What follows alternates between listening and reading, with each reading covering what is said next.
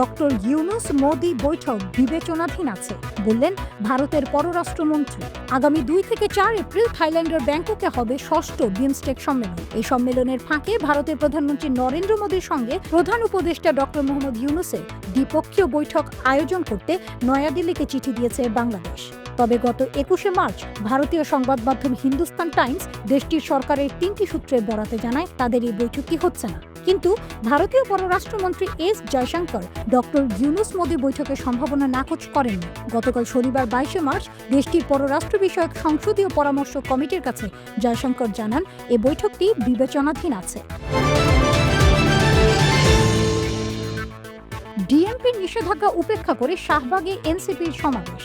Dhaka metropolitan পুলিশের জারি করা নিষেধাজ্ঞা উপেক্ষা করে রাজধানীর শাহবাগ এলাকায় জাতীয় নাগরিক পার্টি সহ 3টি সংগঠনের প্রতিবাদ সমাবেশ অনুষ্ঠিত হয়েছে।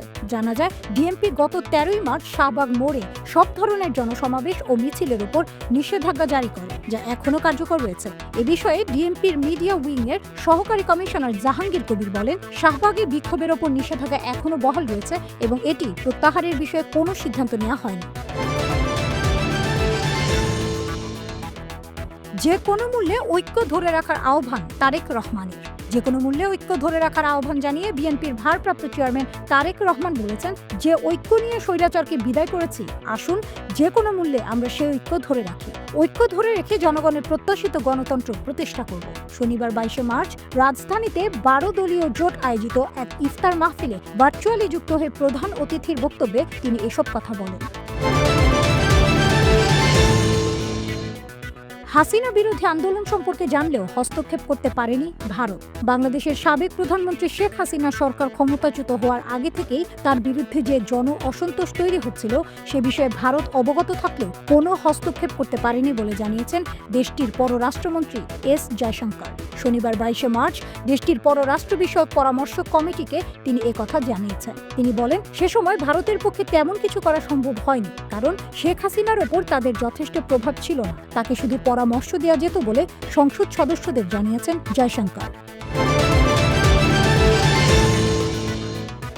24 ঘন্টায় ইসরায়েলি হামলায় নিহত 34 ফিলিস্তিনি। ফিলিস্তিনের অবরুদ্ধ গাজায় গত 24 ঘন্টায় ইসরায়েলি বাহিনীর হামলায় কমপক্ষে 34 জন ফিলিস্তিনি নিহত হয়েছেন। নিহতদের মধ্যে বেশ কয়েকজন নারী ও শিশু রয়েছে। কাতার ভিত্তিক গণমাধ্যম আল জাজিরা তাদের এক প্রতিবেদনে জানিয়েছে, গাজায় শনিবার ভোর থেকে ইসরায়েলের হামলায় অন্তত 34 জন নিহত হয়েছেন।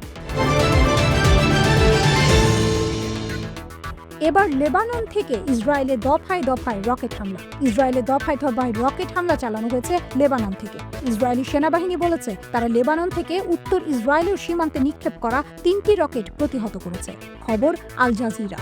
ইসরায়েলের আর্মি রেডিও এক খবরে জানিয়েছে, লেবানন থেকে নিক্ষেপ করা কমপক্ষে 5টি রকেট শনাক্ত করা হয়েছে। এর মধ্যে 3টি রকেট প্রতিহত করা হয়েছে এবং 2টি লেবাননের ভূখণ্ডের ভেতর পড়েছে বলে জানানো হয়েছে।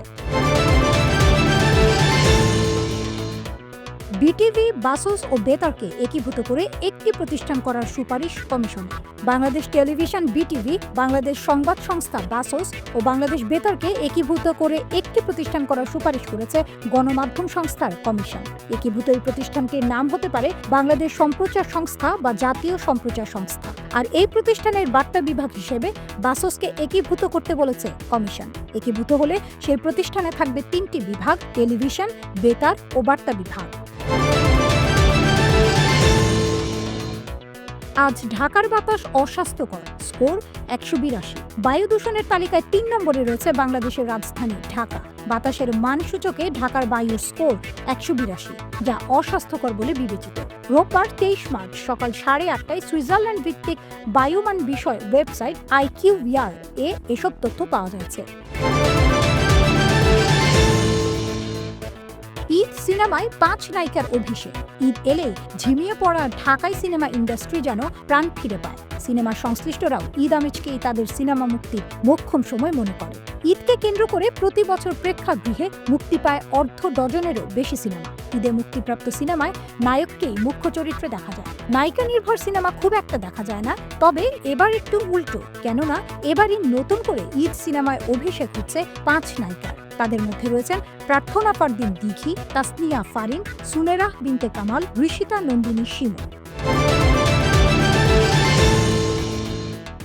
আবারও জুয়ার বিজ্ঞাপনের সাকিব, সমালোচনার ঝড়। ক্রিকেট মাঠ থেকে দীর্ঘদিন দূরে থাকা দেশের অন্যতম সেরা অলরাউন্ডার সাকিব আল হাসান এবার আলোচনায় এলেন নতুন এক বিতর্কে। দেশের আইনে নিষিদ্ধ অনলাইন ব্যাটিং সাইটের বিজ্ঞাপনে যুক্ত হয়ে সমালোচনার মুখে পড়েছেন তিনি। শনিবার 22 মার্চ নিজের অফিসিয়াল ফেসবুক পেজে বিদেশি একটি ব্যাটিং সাইটের প্রমোশনের ভিডিও পোস্ট করেন সাকিব। এতে তাকে জুয়ার খেলার বিষয়ে দর্শকদের উদ্বুদ্ধ করতে দেখা যায়। বিষয়টি সামনে আসতেই ক্রিকেট প্রেমীদের পাশাপাশি সাধারণ মানুষের মধ্যে ক্ষোভের সৃষ্টি হয়।